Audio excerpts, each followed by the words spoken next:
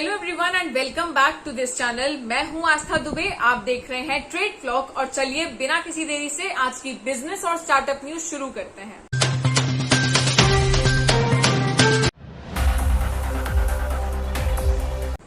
BBC owned BBC world services ने announce किया है कि वो डिजिटल अपनी कुछ सर्विसेज जो हैं वो डिजिटली प्रोवाइड करना शुरू करने वाले हैं, जिसकी वजह से 382 जॉब्स ले ऑफ होंगी। इनमें जो सर्विसेज आप सोच रहे होंगे क्या सर्विस, तो बेसिकली जो बीबीसी रेडियो जो अरेबिक और पर्शियन में चलता है उसके साथ साथ और कुछ भाषाओं के रेडियो, इन्हें डिजिटली रूप से इसको एक तरह से लोगों के सामने रखा जाएगा। इससे इस समय बीबीसी में 41 लैंग्वेजेस ब्रॉडकास्ट होती है रेडियो में, उनमें से आधी लैंग्वेजेस बेसिकली ये ऐसा करने जा रहे हैं कि डिजिटली उससे उस तरह से लोगों तक पहुंचाई जाए।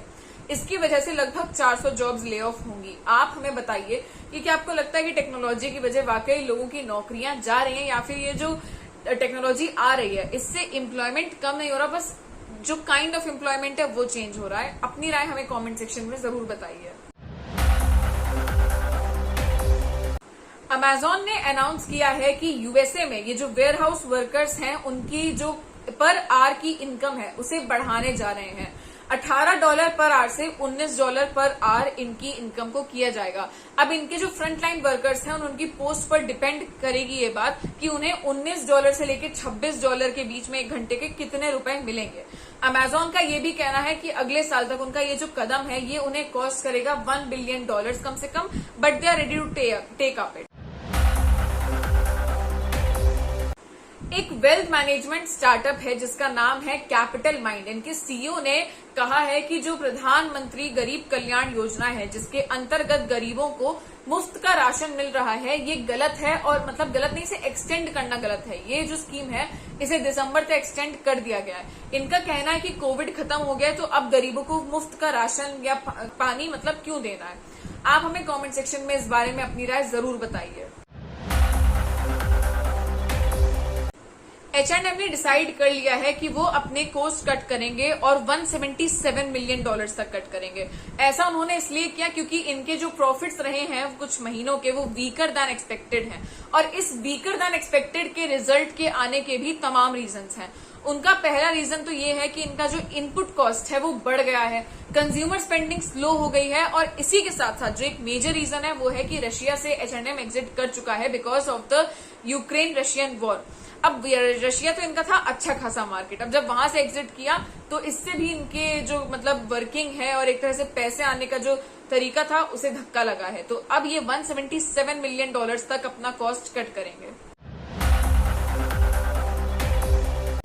पोर्शे का मार्केट डेब्यू हो चुका है फ्रैंकफर्ट स्टॉक एक्सचेंज में, और इन्होंने उम्मीद लगा रखी है कि 9.4 बिलियन यूरोज का ये जो मार्केट है कैपिटलाइजेशन है वो रेज करेंगे। अब ये तो आने वाले दिनों में पता चलेगा कि अपनी उम्मीद पर खुद कितना खरा उतरते हैं, या फिर इनकी उम्मीद इन्हें कहीं ना कहीं एक डिसअपॉइंटमेंट देकर जाएगी। आप हमें कमेंट सेक्शन में जरूर बताइए कि आपको क्या लगता है। वैसे पोर्शे जिस तरह की स्टैब्लिश्ड कंपनी है तो इनका जो मुझे लग रहा है जो एम है वो पूरा हो जाएगा।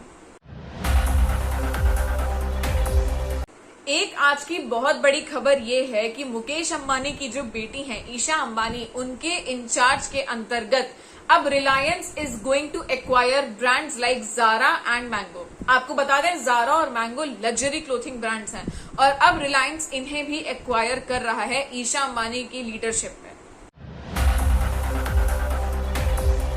कोलकाता बेस्ड गेमिंग ऐप ई-नेगेट्स जिसको फॉर्म किया था इनके ओनर जो कि दोबारा कोलकाता बेस्ड हैं आमिर खान, इनके बिटकॉइन जिनकी वर्थ थी लगभग 12.83 करोड़, उसे ईडी ने फ्रीज किया है in the case of money laundering. जिस हिसाब से मनी लॉन्ड्रिंग के केसेस बढ़ रहे हैं इस समय, वो भी क्रिप्टो करेंसी को यूज करते हुए, तो आपको क्या लगता है कि जो क्रिप्टो लॉज आने वाले थे इंडिया में और क्रिप्टो करेंसी की रेगुलेशन की बात हो रही थी, क्या वो करना ठीक रहेगा? क्या वही एक तरह से एक लास्ट अप्रोच बचता है? फिर नायका ने अपने बोर्ड को बताया कि ये इस बारे में बातचीत कर रहे हैं कि क्या जो बोनस शेयर्स हैं उन्हें शेयर करना चाहिए स्टेक होल्डर्स के साथ, और इसके बाद इनके स्टॉक एक्सचेंज पर जो ट्रेडिंग हो रही थी वो 3% बढ़ गई। यानी कि ऑब्वियस सी बात है कि जो स्टेक होल्डर्स हैं उन्हें ये अप्रोच काफी सही लग रहा है, वो इसे अप्रिशिएट भी कर रहे हैं। इसके रिगार्डिंग जो मीटिंग शेड्यूल की गई है वो 3 अक्टूबर 2022 को की गई है, उस दिन इस चीज का डिसीजन आ जाएगा। तो बस दोस्तों आज के लिए इतना ही। हम मिलेंगे आपसे अपने अगले वीडियोस में। तब तक make sure you like, comment and share this video and subscribe to our channel trade flog.